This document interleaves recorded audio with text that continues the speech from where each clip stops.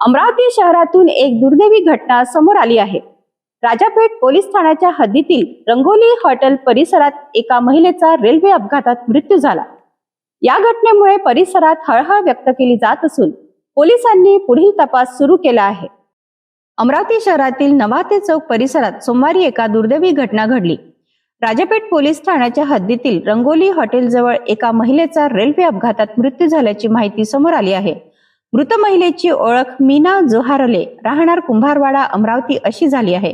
घटनेची माहिती मिळताच राजापेठ पोलिसांनी तात्काळ घटनास्थळी धाव घेतली। पोलिसांनी पंचनामा करून आवश्यक कायदेशीर प्रक्रिया पूर्ण केली असून मृत्यूच्या सर्व बाबींचा तपास सुरू केला आहे। स्थानिक नागरिकांमध्ये या घटनेमुळे हळहळ व्यक्त केली जात आहे। दरम्यान संबंधित महिलेच्या आरोग्याशी संबंधित काही बाबींचीही चौकशी करण्यात येत असल्याची माहिती समोर आली आहे।